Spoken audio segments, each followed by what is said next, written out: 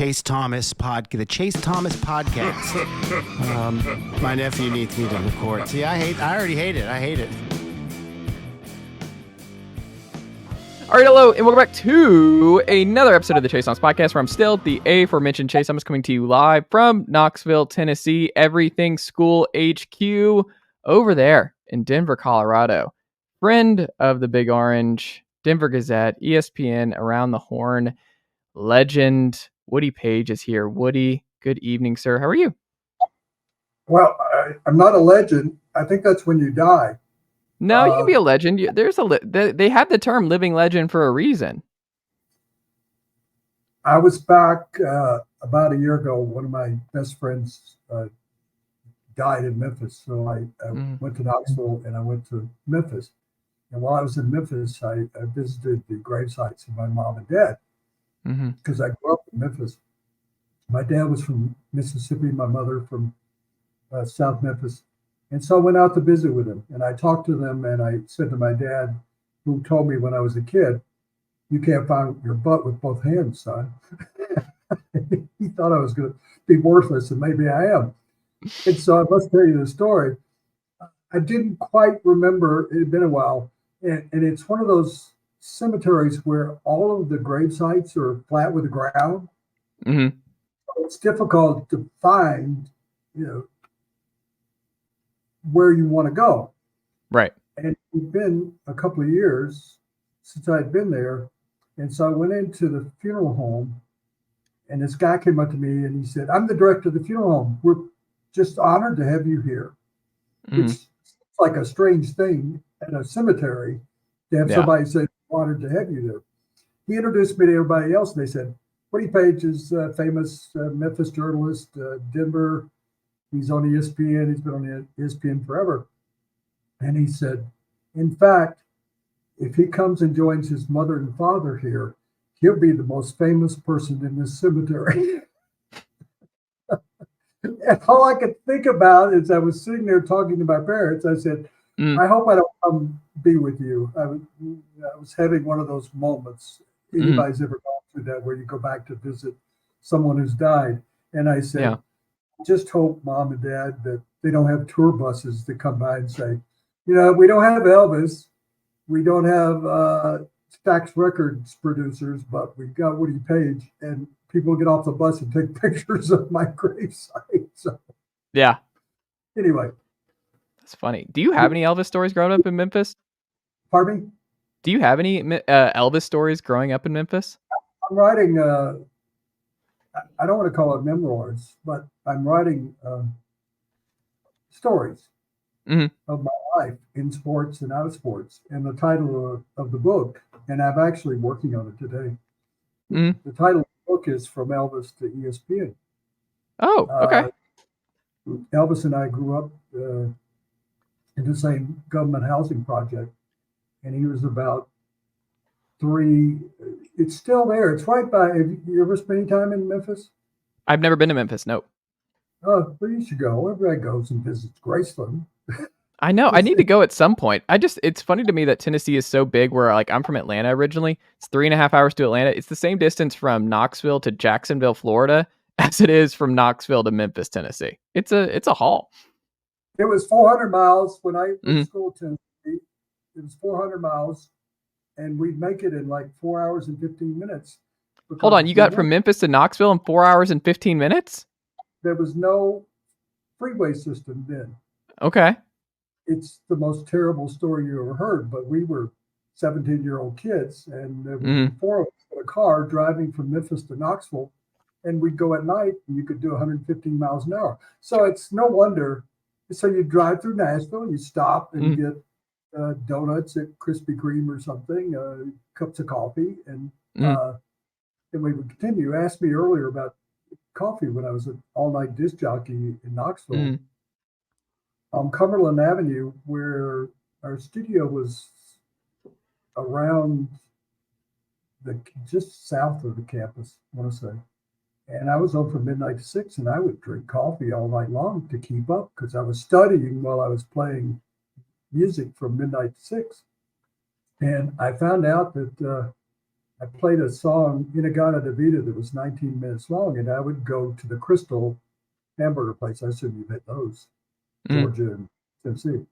Yeah. I would go there and get my breakfast during the middle of the night, and I'd play this long song, and I'd come back to the studio, and I had plenty of time to do it. And I came back to the studio one night, and the record was skipping. This was long before there were tapes.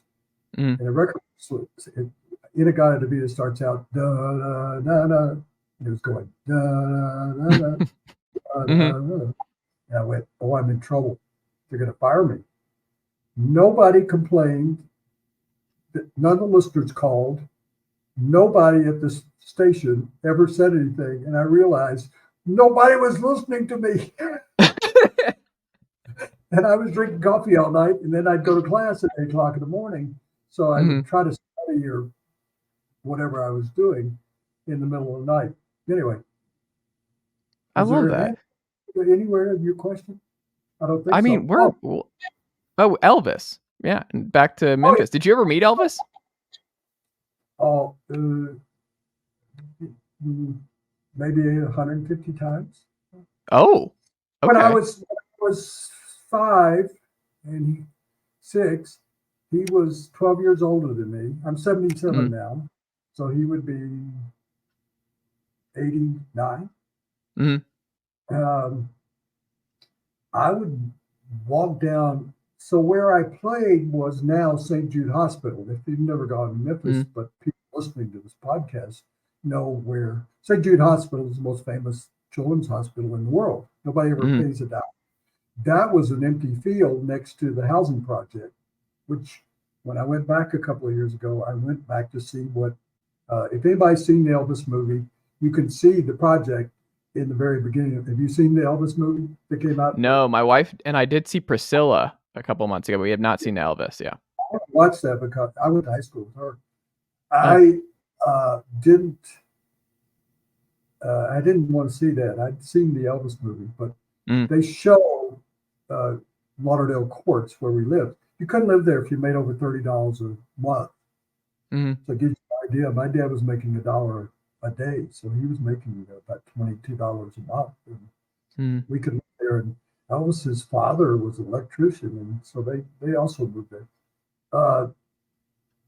And it was mostly for people coming from Mississippi and Arkansas, because the Mid-South was based in Memphis, Tennessee, being on the Mississippi.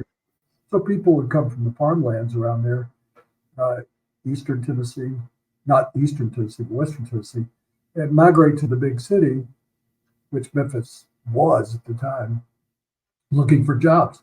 So anyway, I would walk down 2 apartment buildings away, and there was a high school kid standing on the front porch with a guitar with greasy black hair, singing songs. And I would sit in the grass and listen to him. I was a little kid, and I'd been playing where St. Jude Hospital eventually became the major hospital there for kids. And so I'd come every day, and I'd bring like 2 or 3 of my friends that I played with, and we'd sit in the grass, and he would give us a concert every day. And we had no idea. He was nobody. And I asked, my mother said, "Where do you go?" And I go, "There's a kid down the way." And she said, "That's Elvis Presley. He's trying to be a country singer or something." And so I kidded, and she said that Presley's about to nothing, because they were from Tupelo, Mississippi. That's where he was born.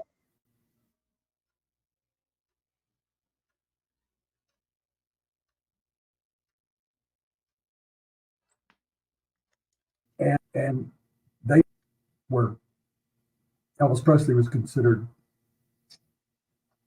someone who lived on the wrong side of the track.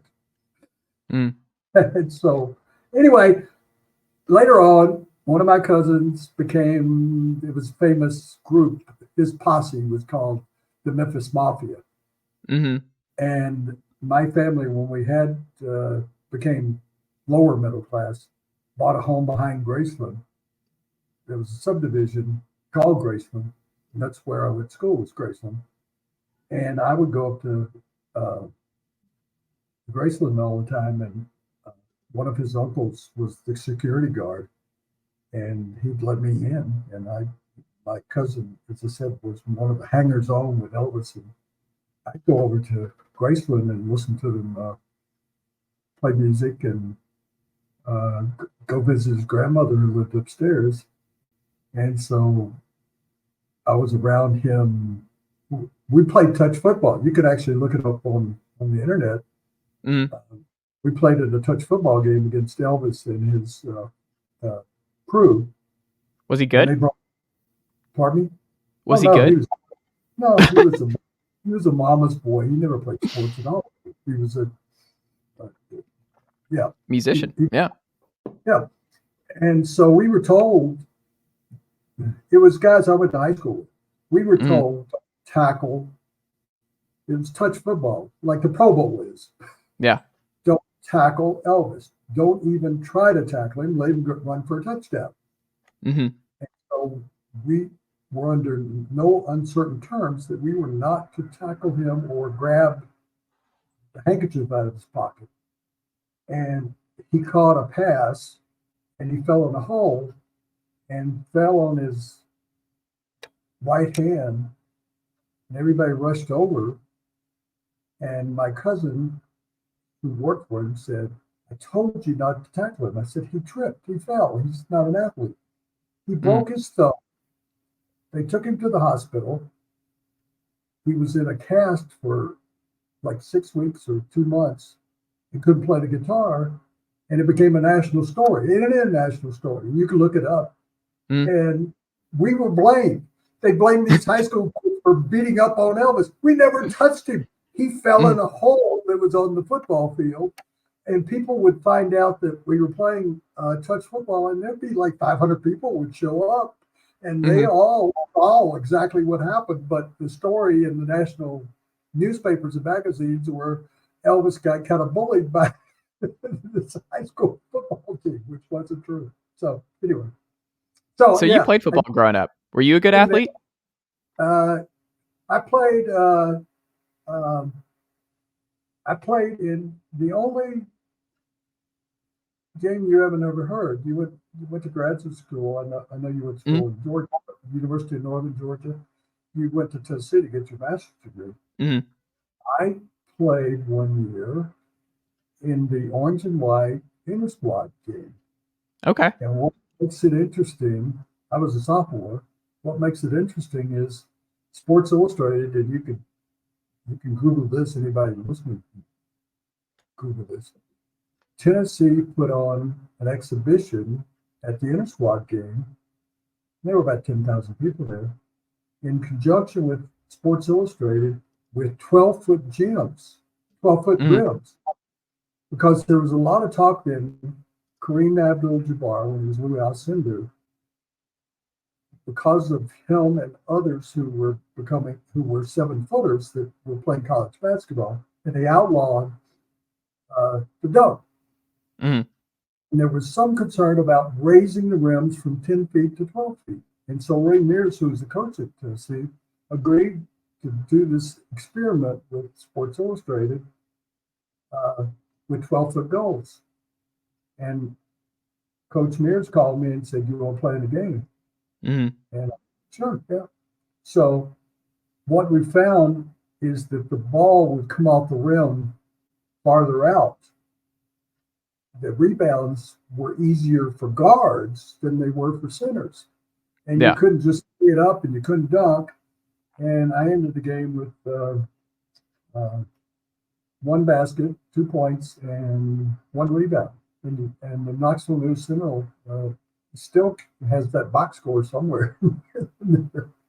And I got a call from one of the players when I was on ESPN. He said, "Are you the same guy?" We didn't know who the hell you were. I played basketball, baseball, but I wasn't a great athlete. But I was the editor of the daily newspaper, and I think as part of the experience, the basketball coach who I'd ripped in my column in the UT Daily Beacon and said he should be fired, I think he called me to try and get me closer to his side by asking me to play in that inter-squad game. So, you and Paul Feinbaum both have interesting stories about Tennessee basketball coaches. Yeah. Paul and I had done his show half a dozen times. And as I said, he, when he came to school there and sort of followed me with the GT Daily Beacon, the school newspaper, as you well know, it's still there. I don't know. It's just a digital newspaper now. But Paul became rather well-known writer there.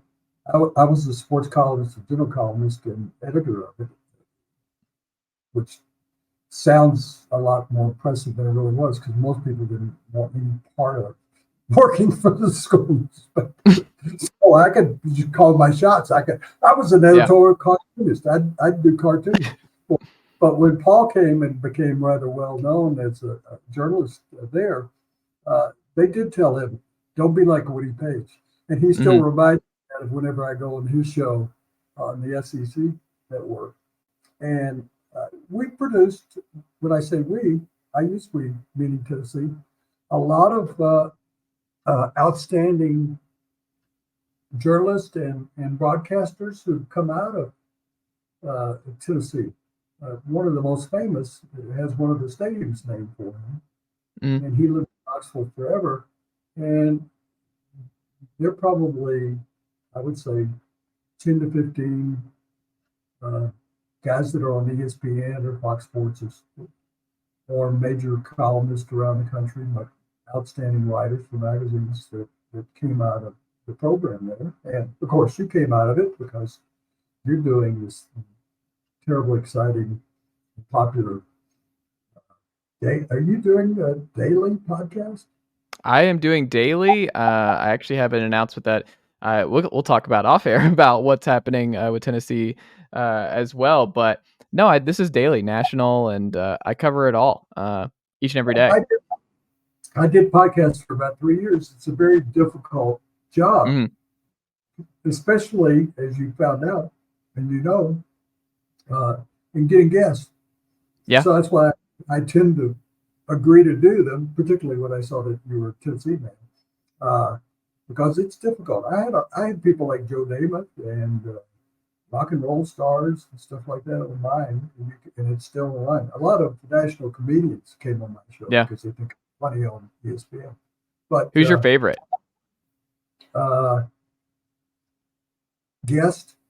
Who was your favorite person to talk to? I think that Joe Namath was the most interesting because he was in school at Alabama the same time I was in school at Tennessee, and he majored in journalism.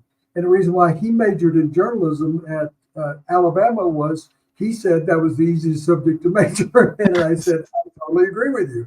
And we were going to do an hour show. This was about a year and a half ago. We were going to do an hour show, and at the end of the hour, he said, I don't want to quit. So we ended up doing about 3 hours, and I made it into 3 different podcasts because he was telling me he now lives in Florida where his daughter lives, and he basically raises his daughter's, his grandkids. So he's in the Sarasota area, if you're familiar with that. And he was fascinating because he was Broadway Joe, and because they won the Super Bowl, and it was around that time when I interviewed him. And I talked to him when I worked for the Memphis Commercial Appeal, when they were coming to Memphis for an exhibition game when he played for the Jets. And that was the last time I'd really talked to him. And it was funny. I was a sports columnist at the Commercial Appeal, and I'd be working on my column, and I was talking to Joe Namath, and I hung up the phone because I got a phone call.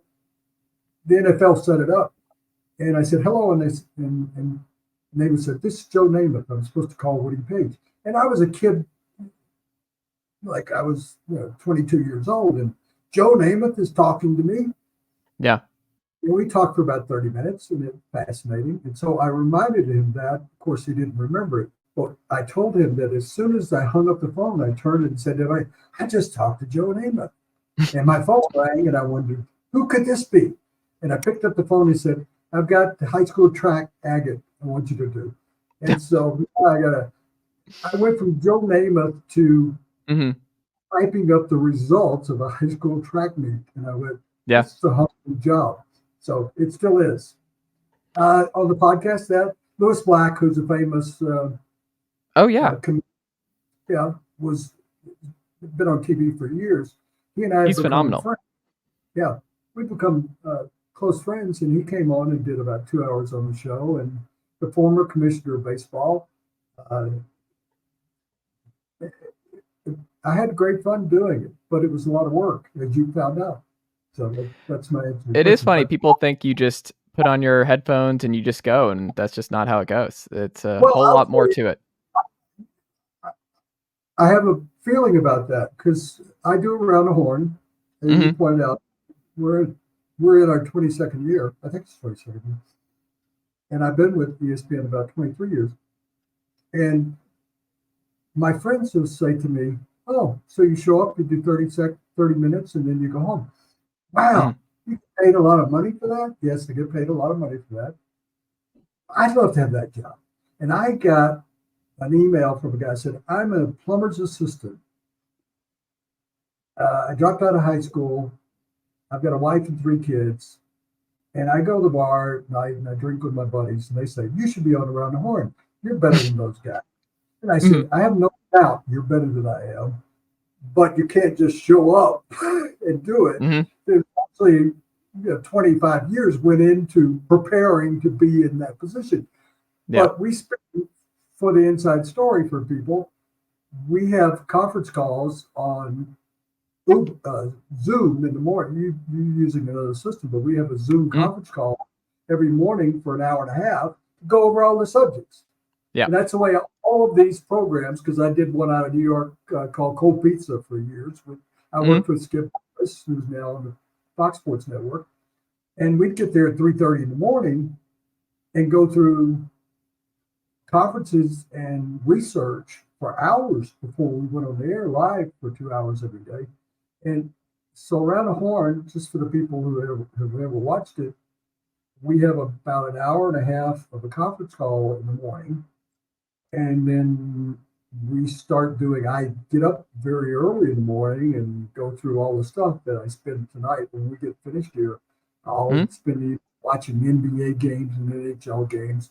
You want to get as familiar as you can, because this isn't like someone covering Tennessee football, and that's what they concentrate on. We have got to be at least familiar with or knowledgeable about every sport in the world, because every day.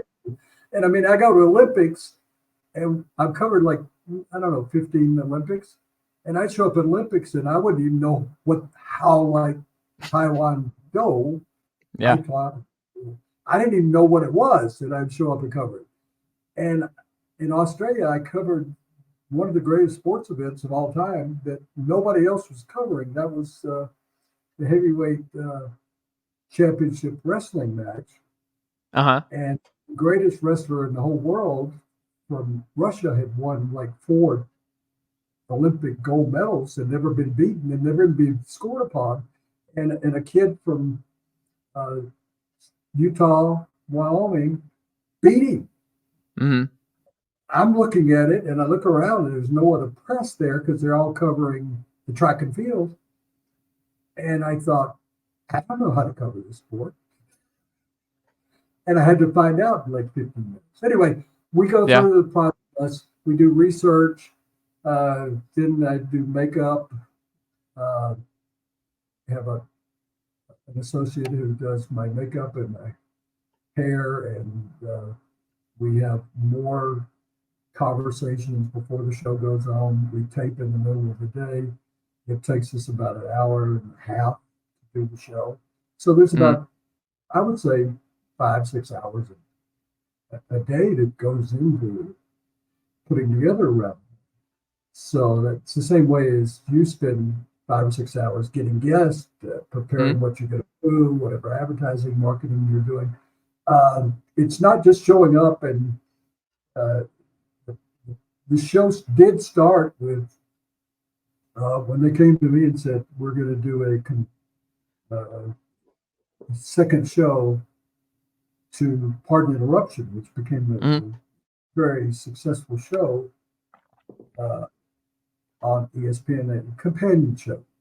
Yeah. And I said, we want you to be on it. You're the first person we're talking to. I said, well, what is it going to be like? And they said, like Hollywood Squares. And if you think about, if you've ever watched Around the Horn, kind of the concept where they said, you're going to be like the middle square, Paul Linda Block. And I said, is this going to be a game show? Well, in a sort of way, because we're going to score it. And people always ask me, do you know who's going to win before? I don't know until the last moment. And there are a lot of times when they go, you've won, what's your 30 seconds? I have no idea because I didn't think I was going to win. I'd be like 8 points behind. Anyway, there's a lot of work that goes into it, just like there does in your job. Like I think that everybody that either is going to school or has a job realizes that it's hard work. Whether you're selling insurance, whether you're a plumber's assistant, or whether you're doing television, we have fun at it, but we work at it. You have to work at it. There are mistakes made, so we redo segments. We might go too long, so we retape a segment. There are breaks to put in the highlights for the next segment. There are questions about whether that segment actually was very good or there was a mistake made in statistics, because when you're talking fast, and you know this, when you're talking to somebody, you may not get every statistic or every team that played in the bowl correctly or every play in the Super Bowl of the last weekend. So it's interesting.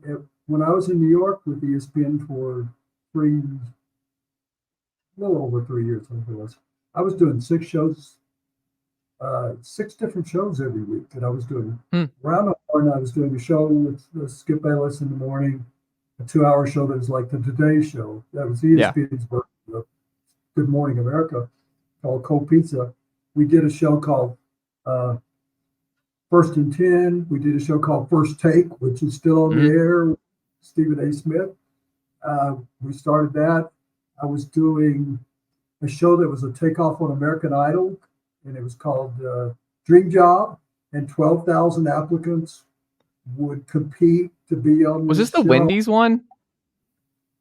The one sponsored by Wendy's? What was that? The Searching for America. I remember a Wendy's one years ago.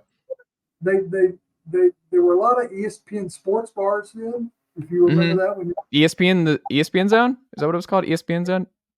And so people could apply, and they'd have auditions at all of the ESPN shows.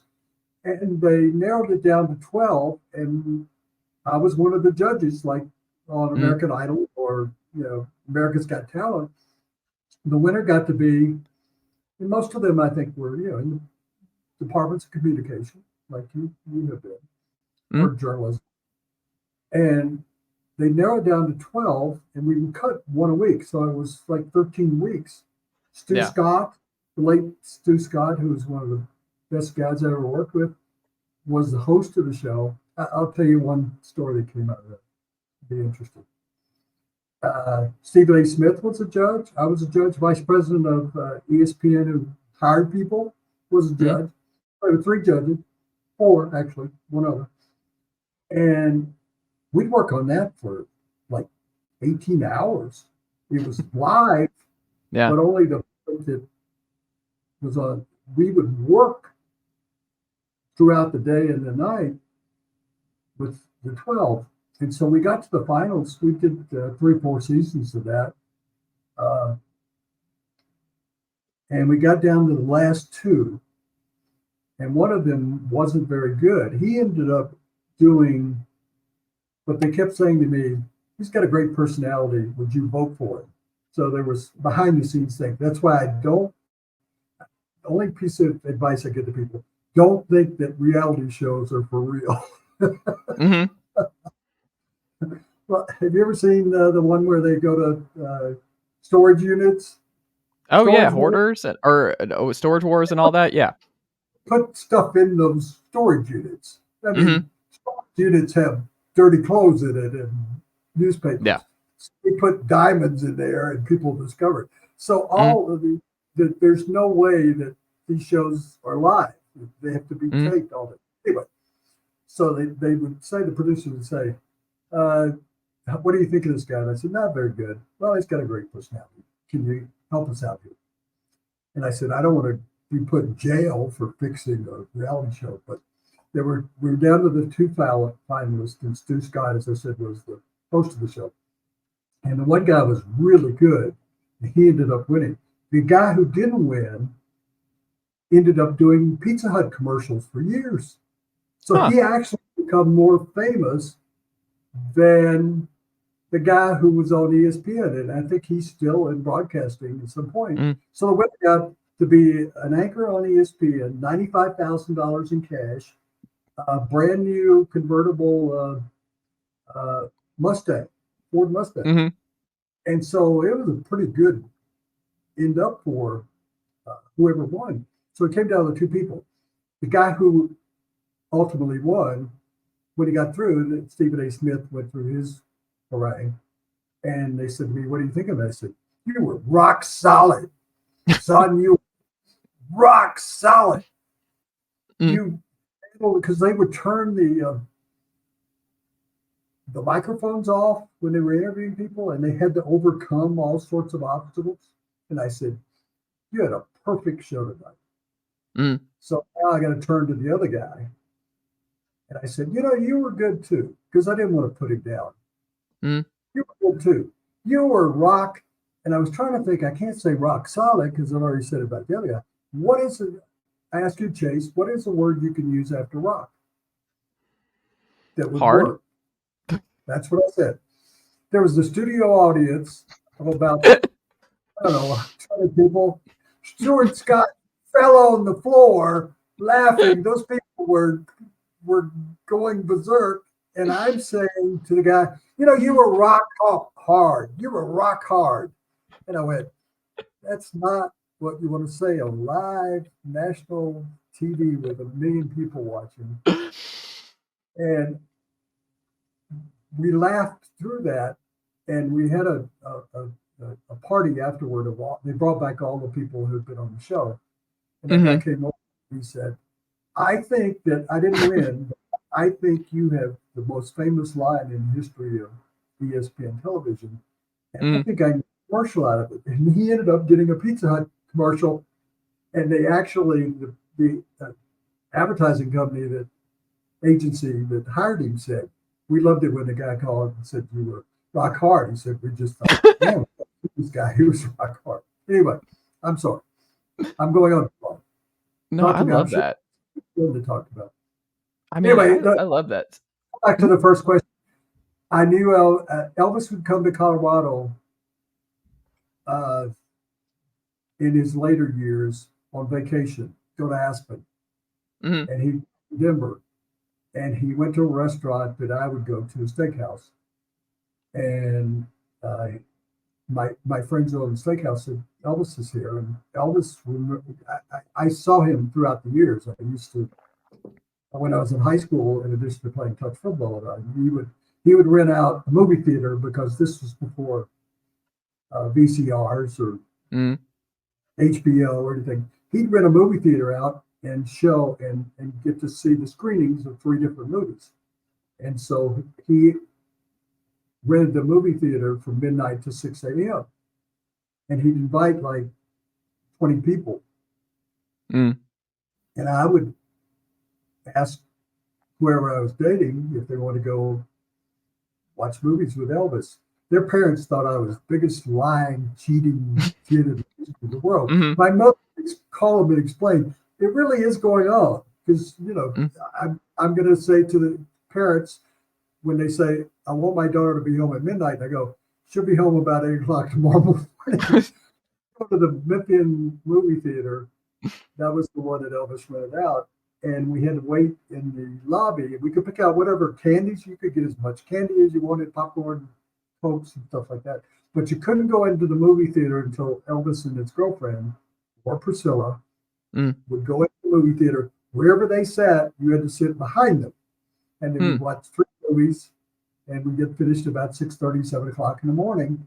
And because my cousin was one of his Memphis Mafia entourage, because now athletes all have entourages. Well, Elvis was one of the first, like Frank Sinatra, to have entourages, security guards, basically. we would go do that. So I knew Elvis throughout my life, and he always remembered that I was the kid that sat by that porch when he was a high school student, and I was a little kid clapping for him on the front porch. And so at the end of his life, he was coming to Denver, and that's when it was in his fat period at the end where he couldn't lose the weight. And we'd have dinner at a steak restaurant and talk about old times in Memphis. So that's the finish to the story. I love it. So the book I'm writing is from Elvis to ESPN, because I feel like Forrest Gump, if anyone remembers that movie, Forrest Gump. Oh, yeah. He ended up being with people, and you go, he can't be next to the president. But they stuck him in all the scenes, famous movie scenes. That's been basically my life, where I was in Cuba and met Fidel Castro almost by accident. And he ended up there was a group of us, a small group. We were talking baseball. He wanted to talk baseball because Fidel Castro always wanted to be a Major League Baseball player. And some team had signed him. Cuba would probably still be a democratic country. But we were talking baseball, and someone came in and handed him a sheet of paper, and he announced to us in perfect English, he said, the Gulf War started. So this is 1992. The games were being held in Cuba. And I thought, is this where I want to be? And I asked him if Saddam Hussein had called him, or U.S. had no political arrangements with Cuba at that time. And he said, no, he said in perfect English, he said, it's on CNN. Ted Turner had given him a satellite dish so he could watch the Atlanta Braves. And CNN, anyone that's old enough to remember the Gulf War, the scenes on CNN that night of Baghdad and the missiles coming in. And I thought, is this where I want to be if there's all out war? I'm in Havana, Cuba with Fidel Castro. So my life has been where when the Dream Team went to Barcelona, I hung out with Charles Barkley and Michael Jordan, and we'd play we'd go play blackjack, and then we'd go out drinking. And I remember Charles Barkley saying, can't be a drunk in this town, because they were training in Monte Carlo, the Dream Team, the original Dream Team. And he said, you can't be a drunk in this town. I said, what do you mean? He said, beers are $18. And I thought, you are very rich, not like it is today, but hardly very rich. And he's complaining about the price of beers in Monte Carlo while I'm sitting next to Michael Jordan at the blackjack table in the casino in Monte Carlo, and I'm winning $10, 10 francs, 25 francs, and he's losing 25,000 francs on the same hand. And I'm going, yeah, I got blackjack. And he said, calm it down. So, because he's losing. He was a terrible, I offered him. So, I mean, things have happened in my life just being around sports and just people. Anyway, that's what, I'm not here to promote the book. It will be out sometime. Who is the biggest, based on what you know about the player publicly versus how you got to know him and see them privately? Who was the biggest difference in terms of personality from what you saw from the outside versus how they were just around regular folks? I've never quite been asked that question. I'll think about it while we just sit here and talk. But Arnold Palmer was one of the nicest people I ever was around in my life. And I was at Pebble Beach for the U.S. Open. Tom Watson chipped in on the 17th hole, ended up beating Jack Nicklaus. And Palmer, I asked Palmer if I could, he was coming to Denver like a day later for an exhibition. And I said, can I interview you when you get to Denver? I won't bother you here. That was his, I think, last Open. And he said, when are you going home? And I said, tomorrow morning. And he said, I'm flying to Denver tomorrow morning. Fly on my plane. And so he had the Arnold Palmer plane, AP1, and he piloted it. And every airport would say, "How you doing, Arnie?" And he talked to everybody across the country. We were in Pebble Beach, coming to Denver, so 1,000 miles or something. It was about a 3-hour flight, I'd say. And so about halfway through the flight, he turned it over to his co-pilot, and he came back. It was a Learjet, and we talked for about an hour and a half. And he brought out sandwiches his wife had made for us, and I thought that was interesting. That we just experienced Taylor Swift flying from Tokyo to get to the Super Bowl. And I can't imagine that she was eating a peanut butter jelly sandwich like Arnold Palmer and I were. Dr. J, Julius Erving, I covered him when he came into the American Basketball Association. We've remained friends for a long time. He was until then, the most dynamic player. I won't say he was the greatest player. Will Chamberlain was not the greatest player. Bill Russell was the greatest. He won 11 championships. Bill Russell, in my mind, was the best NBA player of all time. Not talent-wise, but people are talking about that now that Patrick Mahomes is the GOAT. No, Tom Brady's the GOAT. Joe Montana was the GOAT when he won those Super Bowls for the 49ers. Are they the most talented players? No, but the greatest of all time was Will Chamberlain. Julius Erving was the most acrobatic. I don't know. I wrote a line when I saw him play in his first ABA game. Nobody ever heard of Julius Erving. He was a kid that came out of school early out of Massachusetts. He was playing in the league. Nobody paid any attention to the ABA. And I saw him, and I wrote this line. I said, when he went up for a dunk, it was so dynamic that everybody in the arena, their ears popped. Like when are going to a higher altitude, or you go to Gatlinburg, you can feel your ears pop. That's what I experienced that night. And he was the nicest guy in the world. And I'll give you an example on the other end. Two guys live in Denver. Most people won't remember them because you have to be.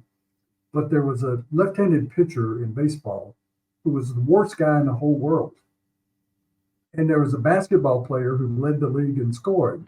I'll say his name because I've done a magazine article on him and had him on my podcast. Rick Barry was one of the great basketball players of the 60s and 70s. Leading scorer, great shooter. Both of those guys were asses when they played. I won't go through the whole word, but they were the ultimate asses. They moved to Denver, Colorado. They don't live in Denver. They live in Colorado, where Pikes Peak is, for people that live in the South. And they lived there.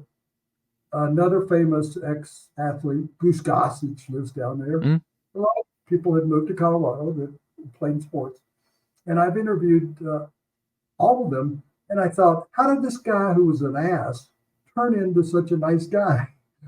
They finally got it. There's too many of the professional athletes who don't get it until it's too late.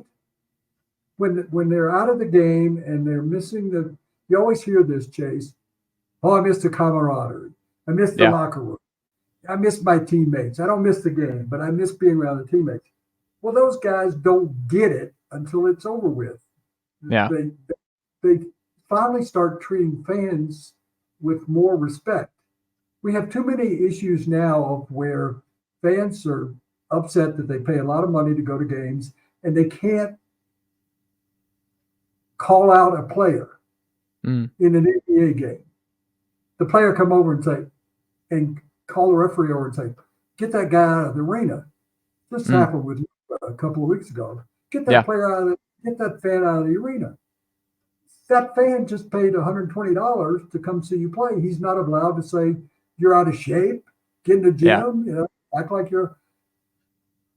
I guarantee you that Luka will get it 15 years from now, and he'll say, oh, yeah, all of that's gone, and I'm going to start being nice to people. So I think that you said people that aren't like that. I just saw that Jay Cutler blamed Brock Purdy for the Super Bowl loss. Jay Cutler, who went to Vanderbilt,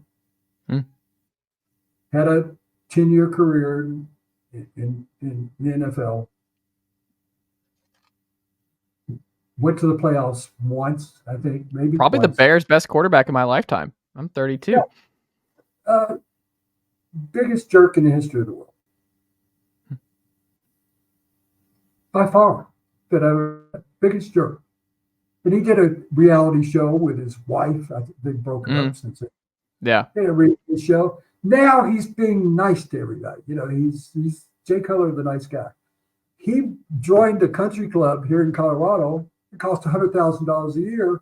And he'd take 8 guys out, break all the rules, wear shirts untucked. I mean, these are classic golf clubs. He'd wear his cap backward.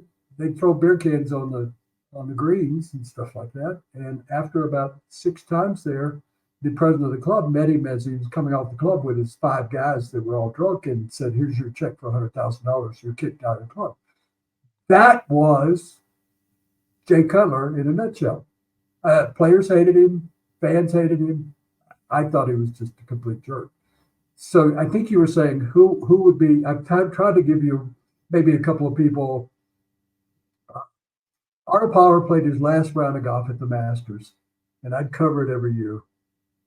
And it was my most enjoyable sports experience. And I was walking for Arnold Palmer's last round because I'd gotten to know him. I told you, riding on the plane with him. His partner in the golf architectural business was a really nice guy. And so we're walking together for this historic last round of Arnold Palmer. First hole, he makes a 5. Anybody's familiar with watching Augusta, you'll know the second hole is a par 5. Arnold hits 2 good shots. The third shot is like 90 yards. And he veers over to us. He wasn't coming to see me. He was coming over to see his architectural partner. But he says, how would he? He goes, yeah, thanks for coming along for the ride. So he calls his buddy over and says something to him. And I asked him, I said, did he want to talk about memories or something? He said, no, we shouldn't have had that second bottle of Jack Daniels last night. He hit his third shot on the par 5. It's like 90 yards, and it went sideways. Yeah. And all I could think about the whole round was he's hung over, like in the movie Hangover.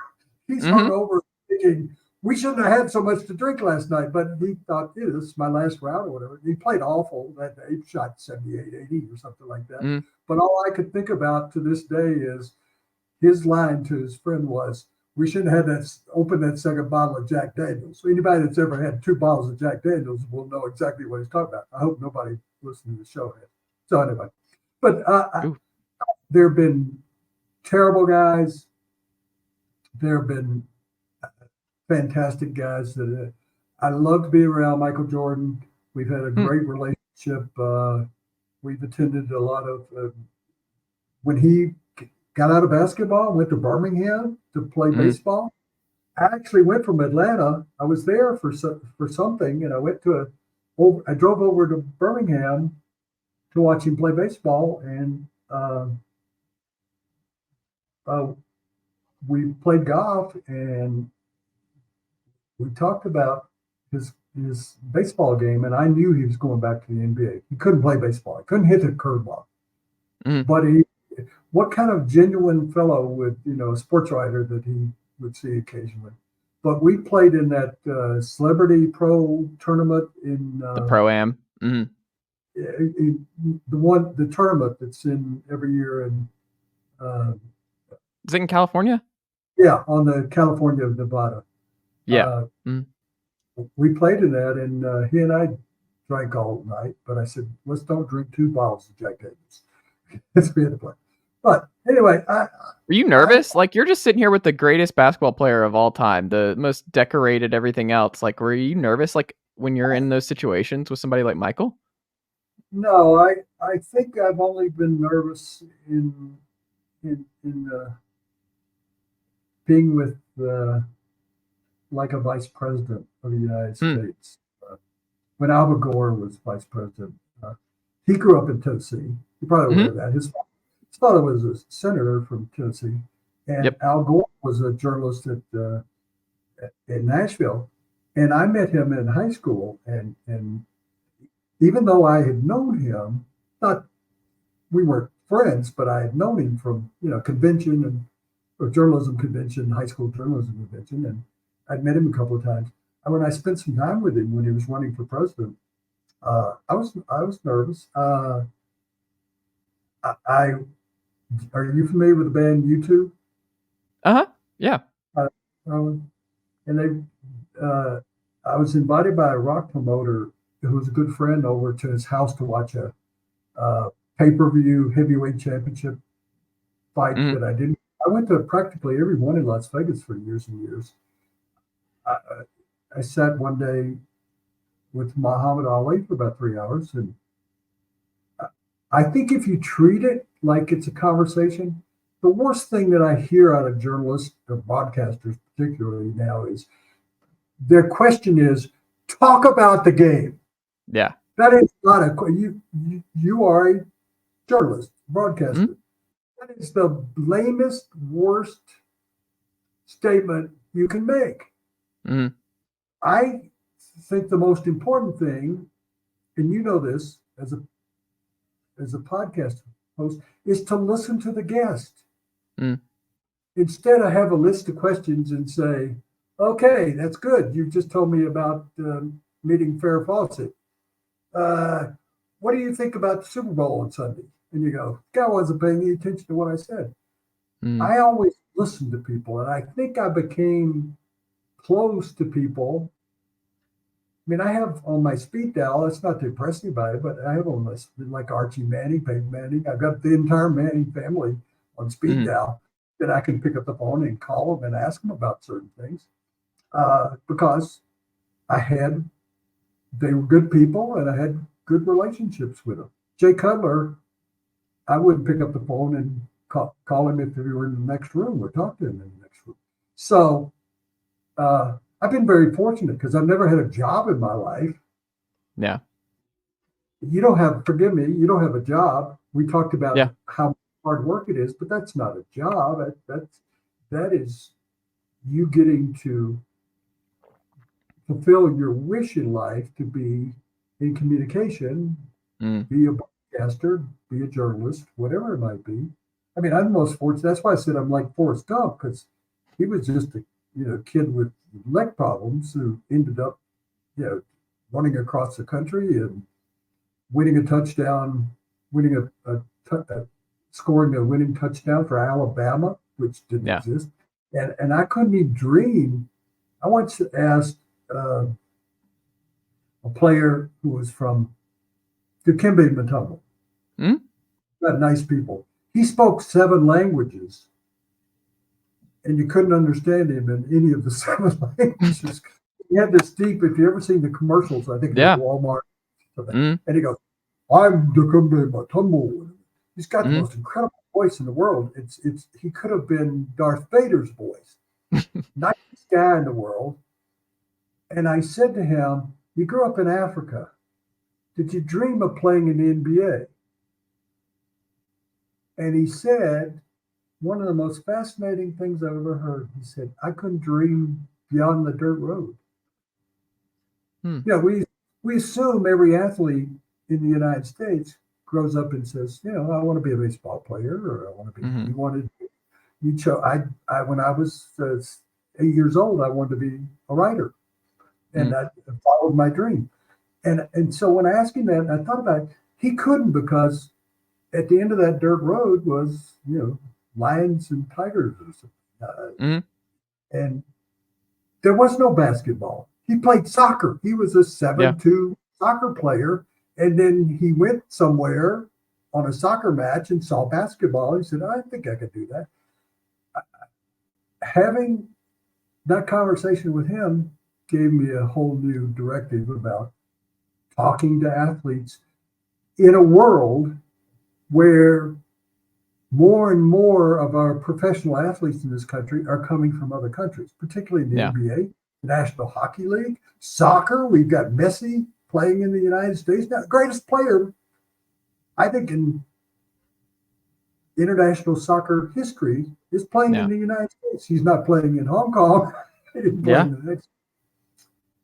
we got NFL now, NFL Europe, where OCU Minora is doing his thing in Africa. Like, we're gonna have more the NFL. Like, they want to have games. Like, who's opening? Someone's opening in like Brazil next year in the NFL.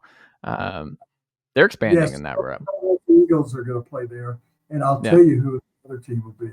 They're not going to tell you yet, but it's going to be the Miami Dolphins.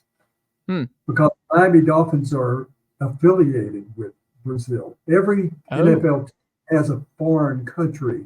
For the Denver Broncos, it's Mexico. So they tend to put those teams. I've been to, I think, like a dozen of those international football games. And when I first started going, I went to Tokyo twice for games, Barcelona, Berlin, London twice, Australia. And I was writing a note in my book that I'm writing, and I'm really not promoting it, so nobody out there pay attention. In Berlin, the Broncos played the Dolphins, and it was John Elway versus Marino. I was more fascinated. They were playing in the 1936. If you seen the movie Boys in the Boat? I have not. It's about the Washington rowing team going to the Olympics. It was the junior varsity at Washington. They ended up going to Berlin and winning an Olympic medal in front of Hitler. When I went to the Coliseum in Berlin, Germany, I had done research and I wanted to see Hitler's suite. He had a suite. That was probably the first suite in the history of sports. And so the people in the stadium took me up there and had an elevator. And I said, so come out at the locker rooms? No. That elevator went down and went into a nearby neighborhood and tunneled so nobody could see his car coming in or going up. And he was in that. You've seen the movies, Jesse Owens, and everybody seen some where he's standing over there waiting for the German athletes to totally destroy the world, which they didn't do against the American athletes. And to be in that suite and think about Hitler being there and all the atrocities and everything. I'm just constantly amazed being in Australia and going to the Outback during the Olympics because I wanted to go where they made the Mad Max movies. It was in the middle of Australia. I took like 2 planes and rented a Land Rover. Wait, is that why you wanted to go to Australia to begin with? Was to see the Mad Max, like where it was filmed and stuff? Okay. I was curious about going to the Olympics, but I wanted to see the Mad Max where they made the Mad Max movies, and I wanted to see kangaroos. I'll make a real quick story. We're going on too long, and I'm not answering your questions, and people are going, he's gone off the rails.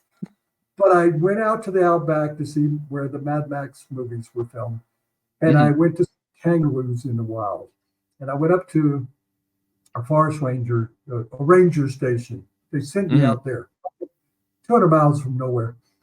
And I go to the ranger station, and he said, why are you here? And I said, well, I'm covering the Olympics back in Sydney.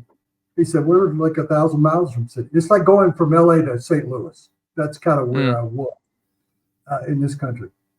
And he said, what are you doing out here? And I said, I want to see kangaroos in the wild and to see Mad Max. He said, well, the Mad Max is on the road you're on. He kind of, he said, so here's a loaf of bread. I'll make this short. So here's a loaf of bread. Go down about 5 miles on the right. There'll be a hill. When the sun starts to set, the kangaroos will come out. Feed them the bread, and you'll see all the kangaroos you want to. So I go down there, stand on the hill, got this loaf of bread, like everybody's got at home.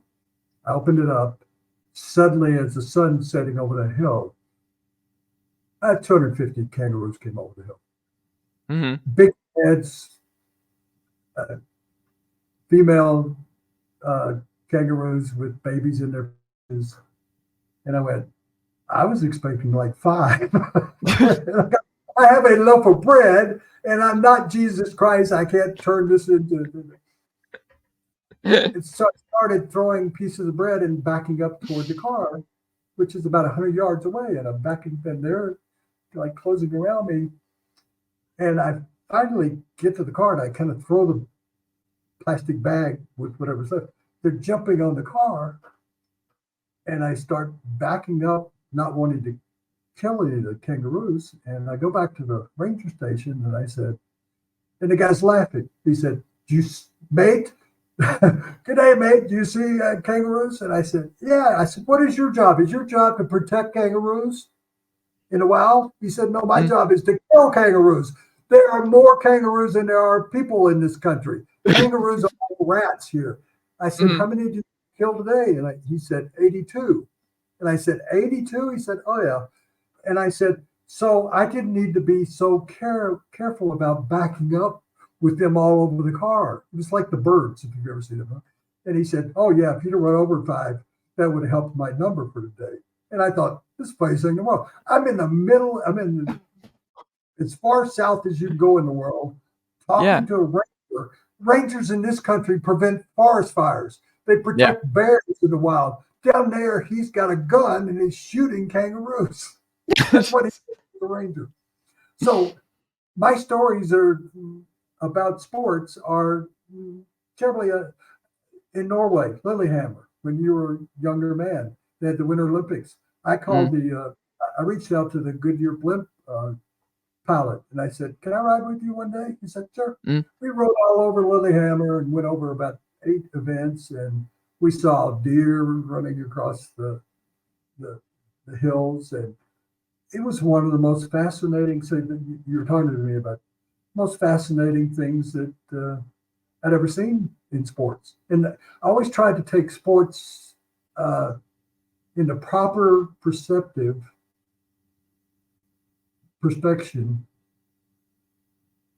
and not treat it as life or death. I would go to the Olympics. Rick Reilly, who's a famous sports writer that I mentored, was with Sports Illustrated and was the most famous sports writer probably in the country. They had the Super Bowl in Tampa Bay, and he said, what are you doing? I want to follow you. What are you doing? Because he would always say, what's the story here? And I said, I'm going to a nudist colony. And he said, why are you going to a nudist colony? I said, how do you tell at the nudist colony who they're fans of? Are they fans of Steelers? And he said, well, that's a great story. Can I go with you? I said, sure. So we went to outside of Tampa, about 25 miles, to a nudist resort that was located on Bear Ass Road. And there were about 100 nudists. And we went around saying, are you pulling for the Pittsburgh Steelers, or are you pulling for the Cowboys? And they said, why don't you join us? And Rick and I looked at each other. No, we're just here as journalists. And I come back and people go, so who did you write? It would be media day at the Super Bowl, because there's 5,000 journalists asking stupid questions. And so Rick Reilly said, that was the best story of the week, is how do you figure out who the fan is pulling for if they have no clothes on? And that was the whole conversation. Anyway, I try to have fun with it, just like you do with your podcast. I love it. Well, Woody, we'll go out on this front here. You're wearing the Tennessee hat, and I'm curious, as someone who's seen a lot of Tennessee athletics over the years, who would be on your Tennessee volunteer sports Mount Rushmore? Who all time fits the bill for you? Who are those for? Well, Todd Helton is in every memory right now, and there's a street named after him on campus, along with Peyton Manning. So those are 2.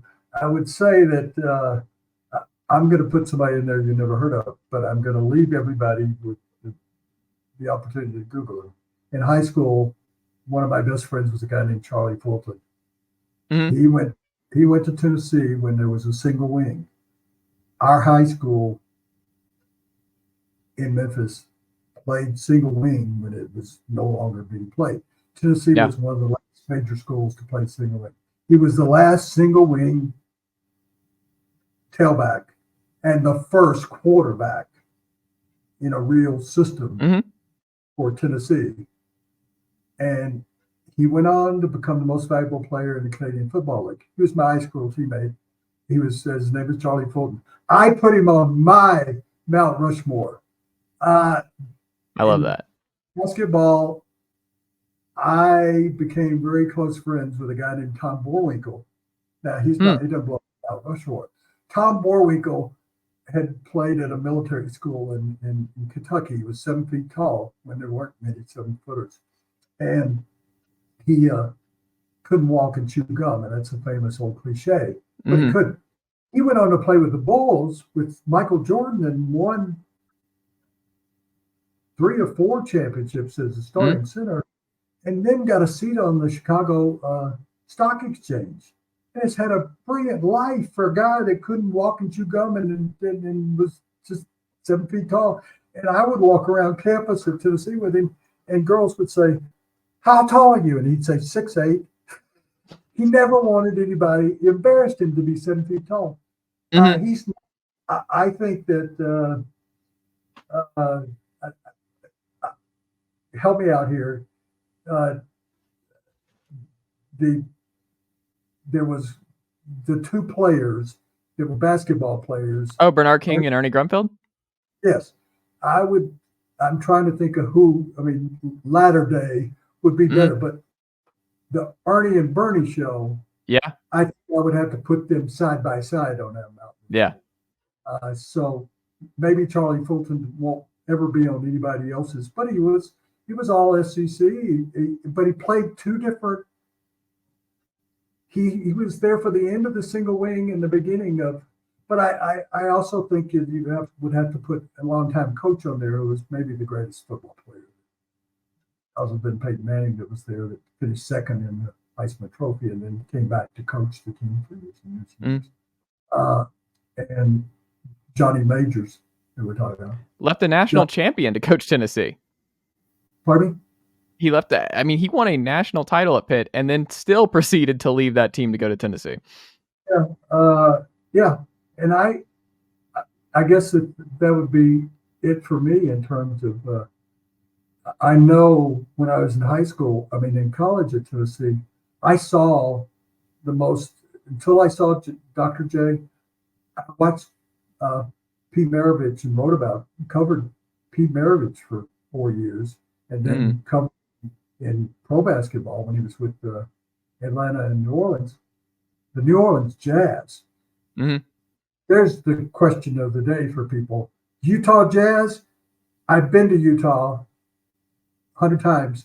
You can't find a place that plays jazz. Do you know how dumb I am, Woody? Like, I always thought growing up, because I love the logo and you have the mountain range behind it, I just grew up thinking the Jazz was the mountain range in Utah. Like, I just always thought that that's what that was. And I never put 2 and 2 together. It took me years. It's so embarrassing that I just thought there was a Jazz mountain range. And that's why they were called the Jazz. They called the Ice Jazz over there. And like, that's why it was. I never put 2 and 2 together. Growing up, never thought about it any other way. They were the Jazz and they played in the Superdome. And that was the first basketball that's played in a football stadium. For Houston or whatever. And I was amazed that the players could shoot because there was no background.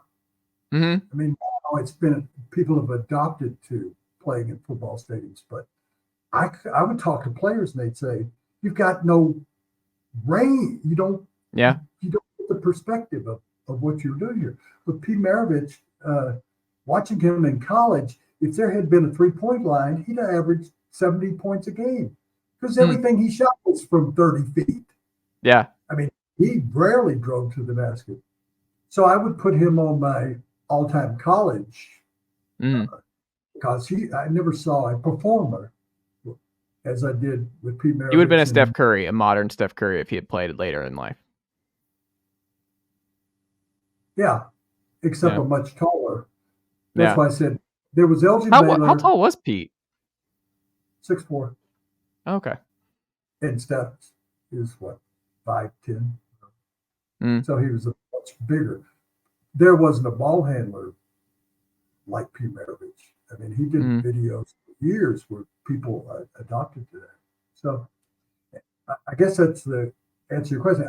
I thought you were going to ask me about, I'm wearing this Tennessee hat. They send me merch from Tennessee all the time because I think they put me in the media, and that's a payment of, famous people.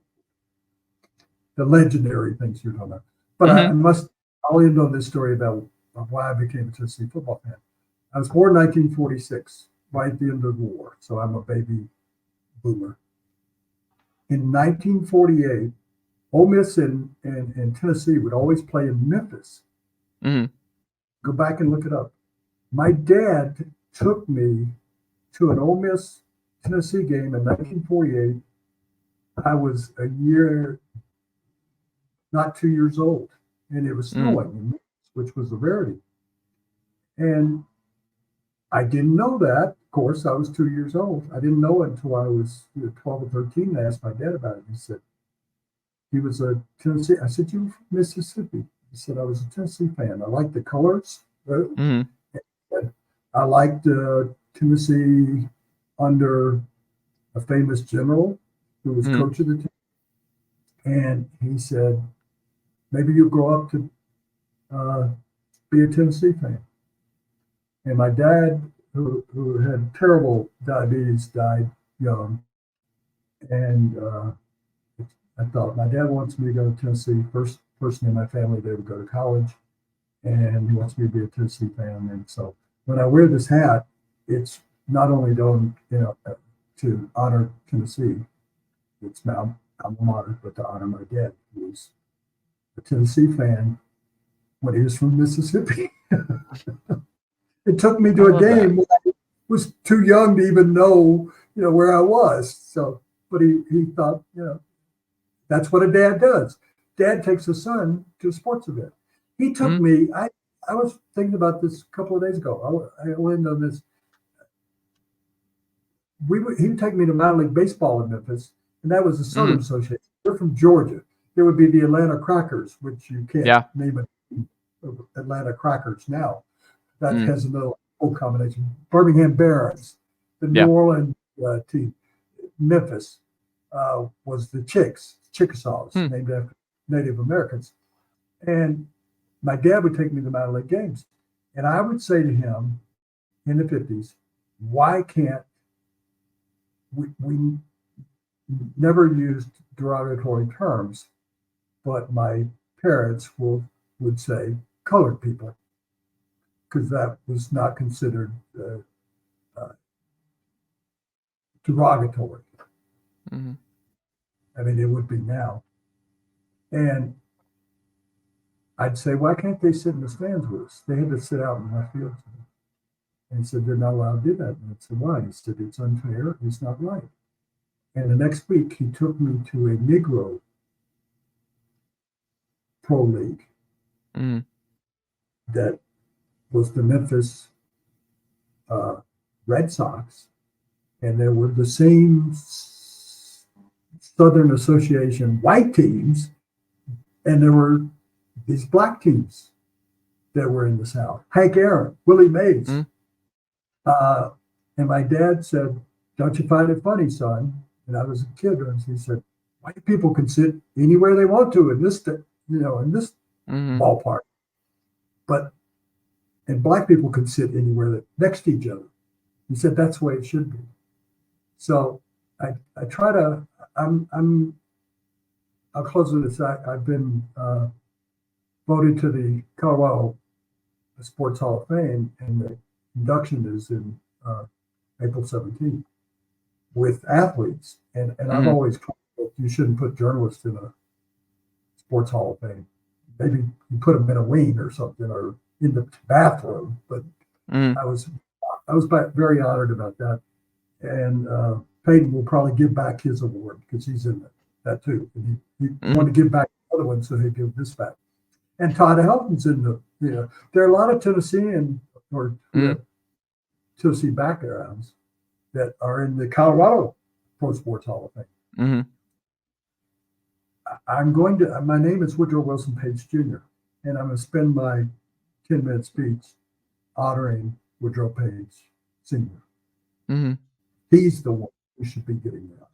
So, I don't want to end on a bad note, but that's or sad note or whatever. But I think he deserved, because without him taking me to a Tennessee Ole Miss game in 1948, without him taking me to minor league baseball games, without teaching me about sports and playing ball in the backyard. And I have one daughter. I'll end on my story. I have one daughter. She's a very successful computer scientist. And so when she was about 8 or 9, I came home from covering a game or something, and she had a glove and a ball in the backyard. And she said, "Dad, let's throw the ball around." And I said, "Why would you want to do that?" And she said, "I know you wanted to have a son." I said, "No, I wanted to have a daughter." She said, "Well, I'm going to be your son today." And so we tossed the ball.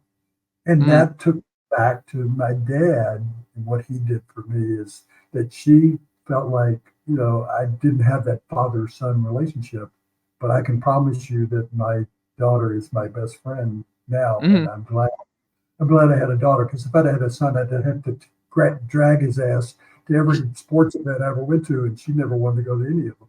So, and I've done, I know this is going to sound strange, but I figured it up one day. I've done 10,000 sports events in the last years. I mean, I was doing over 200 sports events for the last 50 years. I'm 77. I was doing this in high school. I was doing it in college. I was doing it. So you figure it out. I was doing 200 columns a year for 50 years. That's 10,000 sports events that I've covered. So take that with you, Chase. Try and match that one. I'm not going to catch that, Woody. There's no way I'm catching that. There's no way. I don't know whether that's a good thing or a bad thing. I think it's great. It's like you said, it just kind of speaks to the Forrest Gump nature, where you just found your way into everything. Like you're all over the place, and this is why the book's coming. I can't wait to read it. I'm excited for when this comes out, Woody. Yeah, I'm going through the people I've met, and I will leave this. That's why I asked you if you're familiar with YouTube. I didn't use that story. So my promoter friend invited me over to his house. He had a gigantic Cheers bar that he had, like the TV show that he had installed. My friend and I, who's a talk show host here, Gil Whiteley, we sat down at the bar and we're waiting for the pay-per-view fight to come on. And two guys come over and sit next to us. And the guy leans over to me and he said, "You guys fight fans?" And I said, "Well, he's got a radio talk show, and I do TV about sports." And he said, "Oh, we love sports. We love football." And I said, "You do? NFL football?" And he said, "No, football. We're from Ireland." And I said, "Oh, you're from Ireland? What do you do there?" "We have a band." And I said, "Oh, really? What's the name of your band?" He said, "U2." This was the biggest band in the world, and they were in Denver for a concert, and the promoter invited them over because they loved watching championship fighting. And we're sitting there going, "Well, I hope your band does well." And it goes, another Forrest Gump moment in my life where I'm acting like chocolates. Yeah. So, thank you for having me on. I'm sorry we've gone over, but no, this has been amazing. Thank you Thank you for being here. I mean, this has been an absolute delight. I've learned a lot. I've laughed a lot. Woody, you're just the best, and it's cool to connect after watching and reading you for so many years. And it's just Tennessee brings people together. You and I, like you never know where the Tennessee Vols Network might take somebody. Yeah, I still think in my life, and I will end on this, that having been a broadcast, I mean, I've actually done 3 games at the Super Bowl and Monday Night Football, and I was a candidate to be I got beat out by a guy named Tony to be in the booth on Monday Night Football. And I shouldn't have done it. But I think my training in Knoxville and my love for Knoxville and being able to walk downtown from the campus and go past where there was a World's Fair, and I think there's remnants of it. And that had a lot of meaning in my life because it trained me how to be a broadcaster, it trained me how to be in radio, TV, because I did that show where I'd interview somebody that would show up on Saturdays or Sundays, and writing for the papers there. That was my formative years that I actually learned that maybe I could do this for a living. So I have a strong connection to Knoxville, Tennessee, and the people of Tennessee, and I've spent more than half my adult life in Denver, but never lost my love for the state and especially the college that kind of put up with me as incorrigible. And I always there's a bridge over Cumberland. So you went to school in Tennessee. I'm gonna end with this. Yep. The bridge over Cumberland. I was a columnist. I would write every day for the paper. We had people killed crossing that street at Cumberland, crossing from one dormitory to the other dormitory on the other side of Cumberland. I kept writing about it. I became fanatical about kids getting hit because there was no light there. Yeah. And I kept writing, there's got to be a bridge. There's got to be a bridge over there. And they finally put up a bridge, and they called me and they said, we want you to come to the bridge. You're the one that wrote about this for a year and a half. And I went up, and they have a little sign on the bridge that said, Woody Paige Bridge. I love that. I went back about 2 years ago. I told you that was the last time, and I went up and I walked over the bridge because it saved a lot of lives. Yeah. I walked over the bridge, and somebody had taken my nameplate off the bridge. I'm going to work on that, Woody. That's my new, I'm here locally. I'm going to work on getting Woody Paige's name back on the bridge. A lot of statues taken down in the South. I think that they're taking down nameplates of people who had not distinguished themselves and so on. But that bridge was my accomplishment while I was at the University of Tennessee. I love it. Woody, thank you so much for the time. Go watch him on Around the Horn each and every weekday. Go read him in the Denver Gazette. Go to woodypaige.com for all information about what Woody's got going on each and every day. And Woody, thank you so much. And we'll have to check back in again soon. Stay in touch, Jace. And all of you out there, email me at woodypaige.com or woodypaige at it's woody.page@gazette.com. And I respond to everybody. I spend entirely too much time talking like I have on this show. You got me started. And I spend too much time replying to everybody that writes me because it's like what athletes who sign autographs, they say, if people are nice enough to ask for an autograph, I mean, I get that with photo ops. So people, want selfies. And I always tell them it's $5. And they go, you're charging $5? I said, no. If you want a selfie with me, I'll give you $5. Take care, Chase. I love it. Woody, talk soon.